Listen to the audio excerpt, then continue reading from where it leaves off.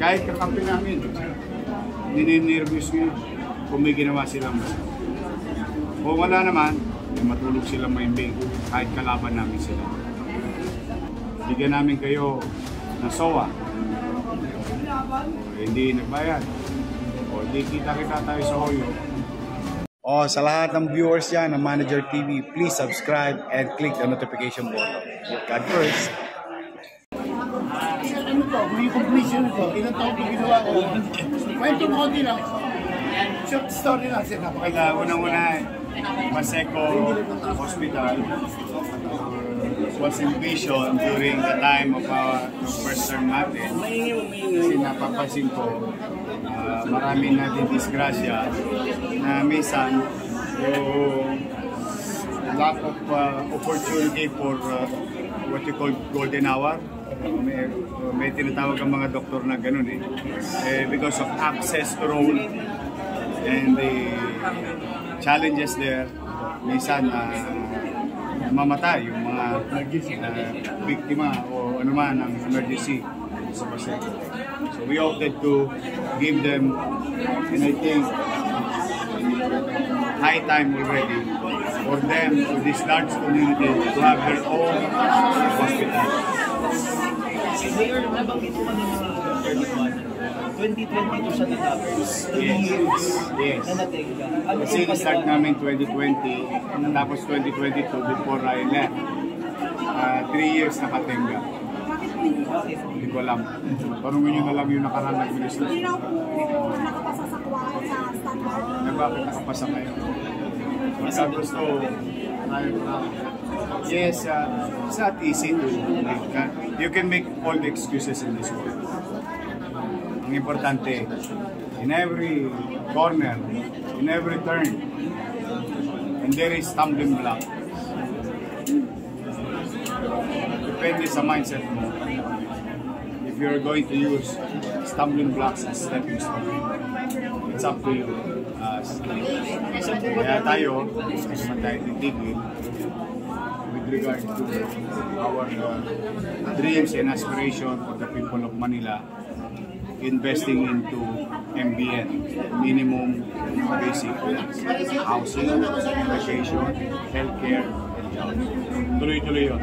This day, I'm excited for the people of Paseco. Ino-convert mo ito into modern community, itong mahihirap na tao. Dahil sabi mo, babago ka na naman ng market. Market. Lahat yan, yung pa-housing dyan, magkakaroon pa ng fire station dyan. Ito, yes, magkakaroon ng fire station. Lahat ng pwede namin mabuo para umayos at disente. Yung disente ang pamumuhay dito. Palinawin ko lang, sir.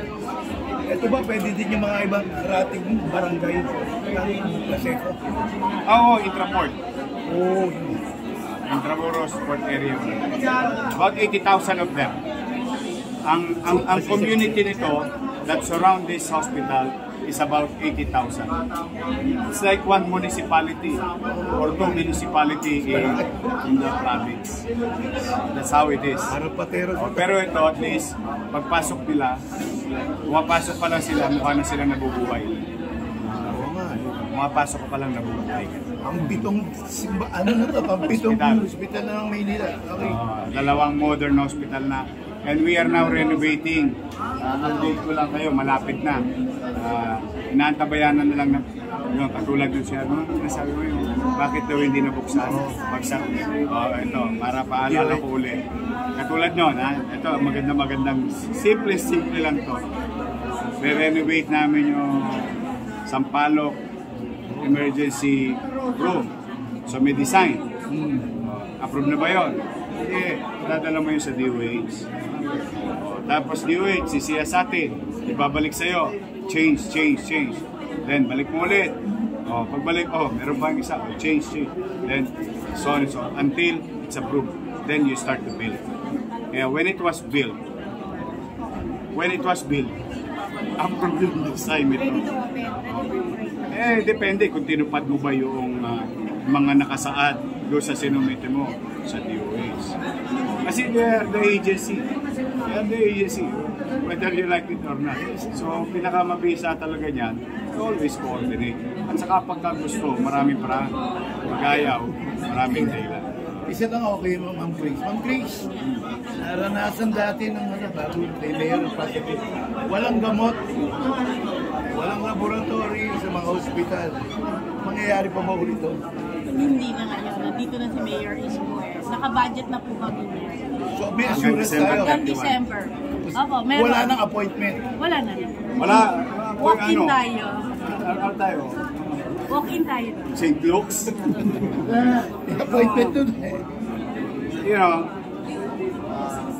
gusto natin ang kaayusan ng sistema sa ospital. But kung gusto natin gawin yon, gawin natin bilang gobyerno. Not at the expense of our people. Kung tao naman na mahirapan, what's there to have a system?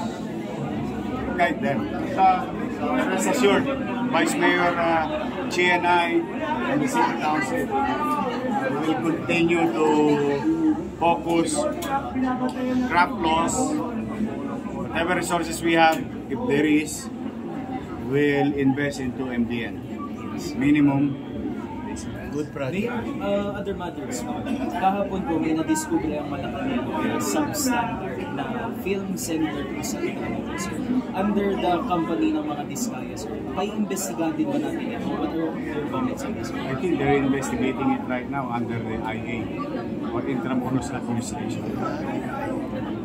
So I will let them do their job, and I think even the First Lady, for that matter,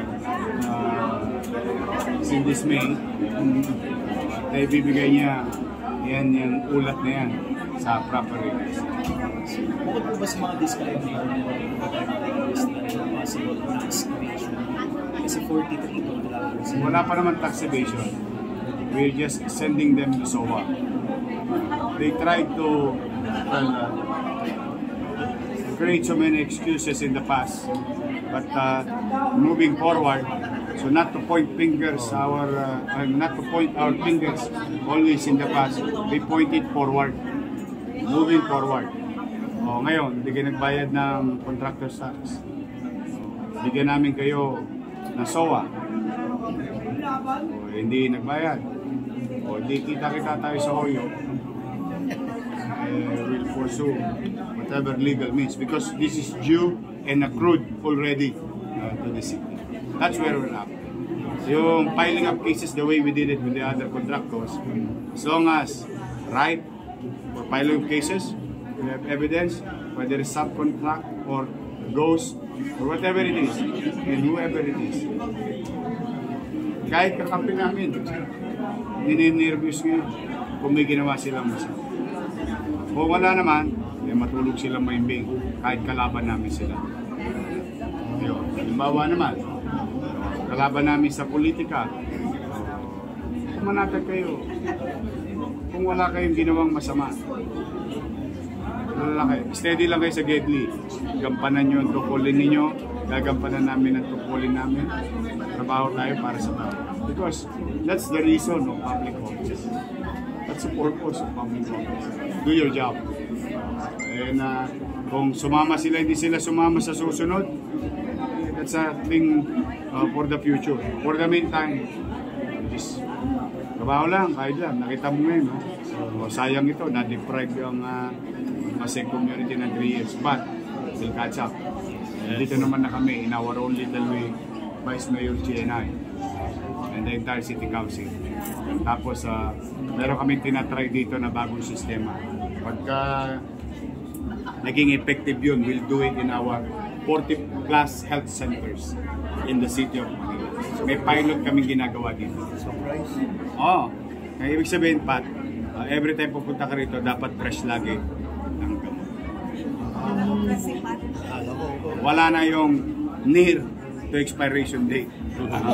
At wala na rin may expire na gamot. Ibig sabihin, wasted. Ano yan eh?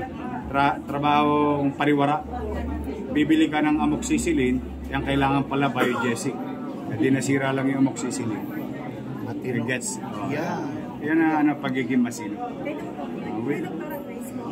Doktor, ilan po yung maximum capacity na pwede natin i-accommodate dito sa hospital? Bed capacity. Ang bed capacity nito ay 50 beds. 50 beds.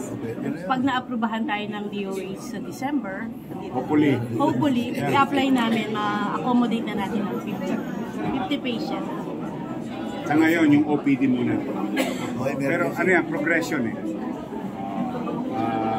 Tayo naman, maswerte tayo. Pag may pagkukulang Manila, sinasabi naman agad ng DOH at tinutugunan naman natin agad.